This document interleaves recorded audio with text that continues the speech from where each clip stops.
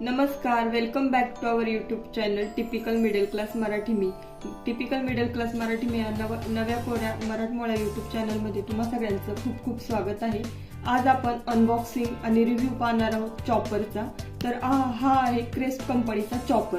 तर आपण याचं पहिलं अनबॉक्सिंग करून घेऊया.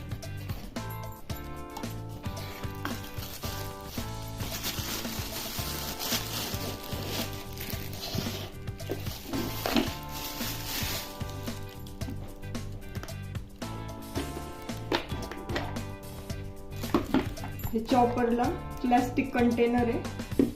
हे ब्लेड्स आहेत 3. ब्लेडचे एजेस पण शार्प आहेत आणि हे आहे त्याचा वरचा पोर्शन ज्याने आपण दोरी फिरवल्यानंतर आतमध्ये ब्लेडला एक मोशन मिळणार आहे सर्क्युलर. त्यानंतर हे प्लास्टिकचं. आपण आता याचे स्पेसिफिकेशन पाहूया. मग जेव्हा आपण अनबॉक्सिंग केलं होतं त्यावेळेस हे प्लॅस्टिकचं जे काय आहे त्याचा आपल्याला उपयोग कळालेला नव्हता. त्याच्यानंतर जेव्हा स्पेसिफिकेशन वाचले तर त्याच्यात दिलं आहे की ब्लेंडिंग ब्लेड म्हणून. ब्लेंडिंग म्हणजे जसं की आपण ब्लेंडरचा वापर करतो दह्यापासून ताक बनवायला किंवा रोजचं वरण वगैरे घुसळण्याची जी प्रोसेस आहे ती सुद्धा आपण या चॉपरमध्ये करू शकतो. यासाठी हे छोटंसं इक्विपमेंट आहे. आता आपण डिटेल स्पेसिफिकेशन पाहूयात. हा जो चॉपर आहे क्रेस्ट कंपनीचा, त्याचे जो मॅन्युफॅक्चर आहे ते राजकोट गुजरातचं आहे मॅन्युफॅक्चरिंग कंपनी. आणि ह्याची जी MRP आहे ती 449 म्हणजे 450 रुपयाचं आहे. परंतु हे आम्ही ज्या दुकानातून घेतलं त्यांनी आम्हाला 200 रुपयाला दिली. आता आपण डिटेल स्पेसिफिकेशन पाहूया. ड्युरेबल पॉलिस्टर रोप. कुठलाही चॉपर घेतलं की सगळ्यात महत्वाची गोष्ट असते ती त्याचा रोप.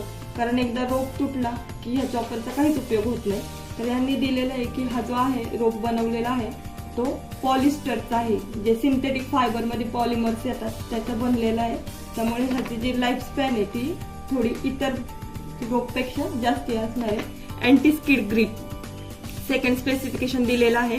अँटी स्किड ग्रिप म्हणजे कुठलाही ज्यावेळेस आपण एखादं इक्विपमेंट घेतो तर त्याची जी ग्रिप आहे ती महत्वाची असते की पटकन सटकू नये. कारण किचनमध्ये आपण घाईघाईत काम करत असतो, मग ते जर सटकलं वगैरे तर आपल्याला इजा होण्याची जास्त भीती असते. आता ब्लेड्स आहे त्याच्यात शार्प एजेस ब्लेड म्हटल्यावरती आपल्याला त्यासाठी हे अँटी स्किप ग्रिड महत्वाचं आहे. त्याच्यानंतर सेकंड आहे ब्रास मेटल गाईड. त्याच्यानंतर हा जो रोप आहे त्याचं इथे जे अटॅचमेंट आहे ही ब्रास मेटलची आहे, म्हणजे जो पितळेचा असतो त्याचा.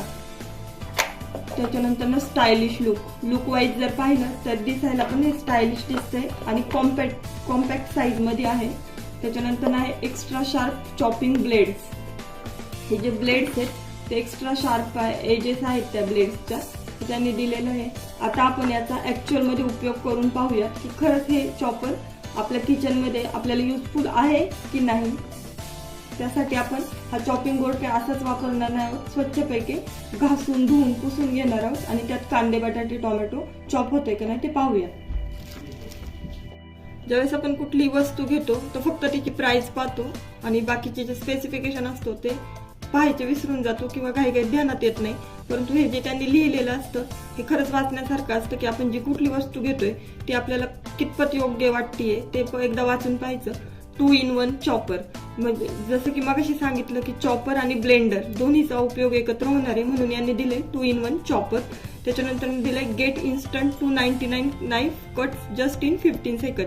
म्हणजे 15 सेकंदामध्ये जसे की चाकूचे 300 वेळा जे आपण कापणार आहोत ते फक्त 15 सेकंदात ह्या एका चॉपर मध्ये होणार आहे. त्यांनी सांगितलेलं आहे आयडियल फॉर की आपण हे कशासाठी वापरू शकतो. व्हेजिटेबल, स्पायसेस, फरसाण इटीसी जे ब्लेंड करण्यासाठी किंवा आपण जनरली चॉपरचा उपयोग फक्त भाज्या कापण्यासाठीच करतो. पण याचा एक ऍडिशनल उपयोग दिलेला आहे तो म्हणजे ब्लेंडिंगसाठी. बटर मिल्क म्हणजे ताक, दही, लस्सी जे आपण बनवतो त्यासाठी सुद्धा याचा उपयोग होणार आहे. इथं डिटेल स्पेसिफिकेशन दिलेले आहेत. हा जो चॉपर आहे तो स्वच्छ घासून धुवून घेतलेला आहे. आता तो पुसून घेऊया आणि खरंच आपले कांदे टोमॅटो बारीक होत आहेत की नाही हे पाहूया. त्यासाठी पहिल्यांदा स्वच्छ धुतलेला चॉपर आहे त्याचा जो कंटेनर आहे तो पुसून घेऊया. त्याच्यानंतर ते कसं अटॅच करायचं ते दाखवते. हे त्याचा वरचा पोर्शन आहे.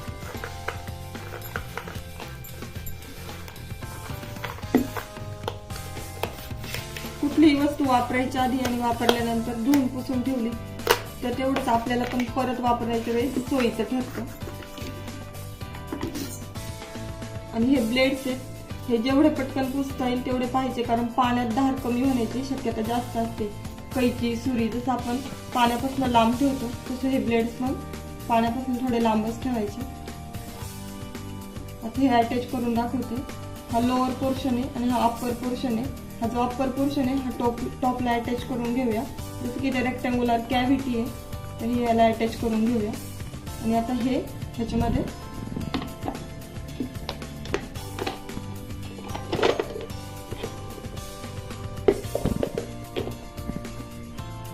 किंवा ते नाही जमलं तर ह्या कंटेनरला हे जे ब्लेड्स आहे हे खालच्या बाजूनी हे असं याच्यात फिट करायचं.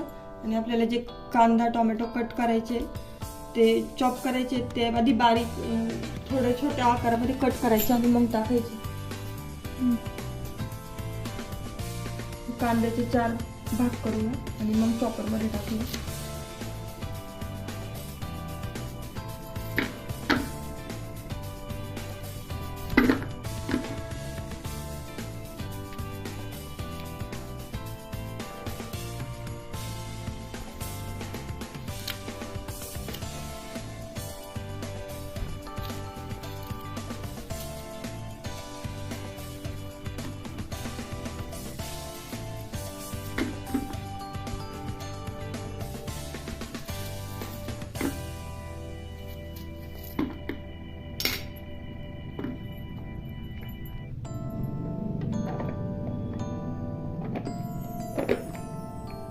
अशा पद्धतीने फिट करायचे. आणि ज्यावेळेस ते सगळे असेंबल करू त्याच्यानंतर ना फक्त असा रोप ओढायचा. फर्स्ट टाइम ओढताना थोडंसं केअरफुली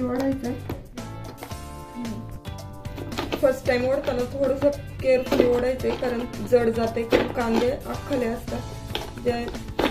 त्याच्यानंतर ना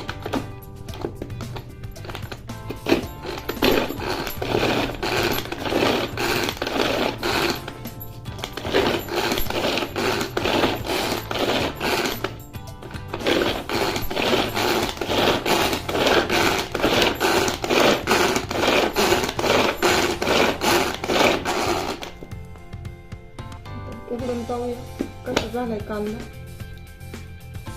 होतोय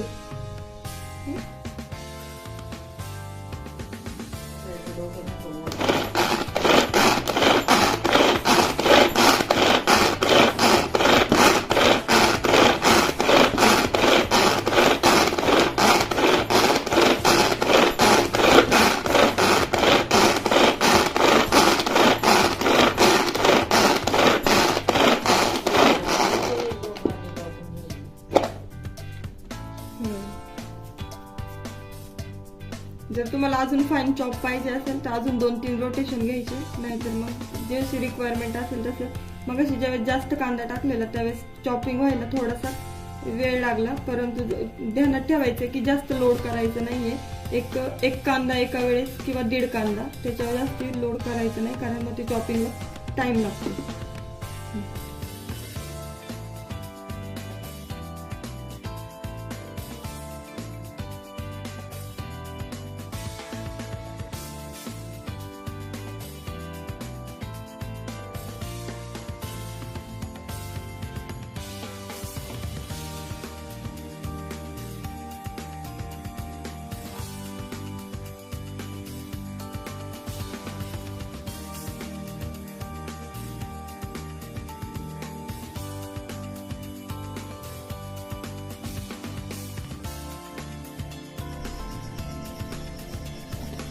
टोमॅटोचं कटिंग बघूया कसं होतं. टोमॅटोचं टॉप पोर्शन काढून घेऊया.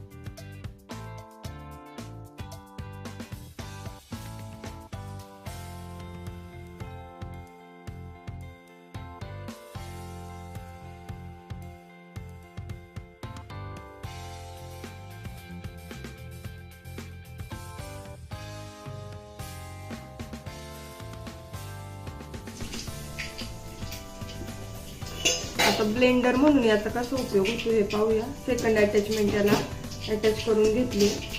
ही वरणाची डाळ आहे, घोटून घेतो आपण वरणासाठी. 1 चमचा टाकून घेऊ.